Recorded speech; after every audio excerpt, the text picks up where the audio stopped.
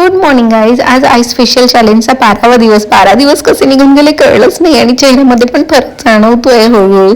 मी ह्याच्यासाठी करते, जरा रिंकल्स आणि टॅनिंग फार आहे माझ्या चेहऱ्यावर आणि त्याच्याच बरोबर मी फेस पॅक पण अप्लाय करत असते माझ्या चेहऱ्यावर अधनंमधनं. ते पण पुढे तुम्हाला दाखवेल. छान सकाळी उठून मी पूजा करून घेतलेली आहे आणि आता मी आईस फेशियलला सुरुवात करते. छान आईस घेतल्यानंतर ना खूप बरं वाटतं. बाहेर जायच्या आधी मी हे मोस्टली करत असते, त्याच्या आधी केलं की बरं वाटतं आणि स्किन पण छान वाटते. आणि तसंही उन्हाळा लागलाय, प्लीज तुम्ही तुमच्या चेहऱ्याला पण हायड्रेट ठेवा आणि स्वतःच्या बॉडीला पण हायड्रेटेड ठेवा.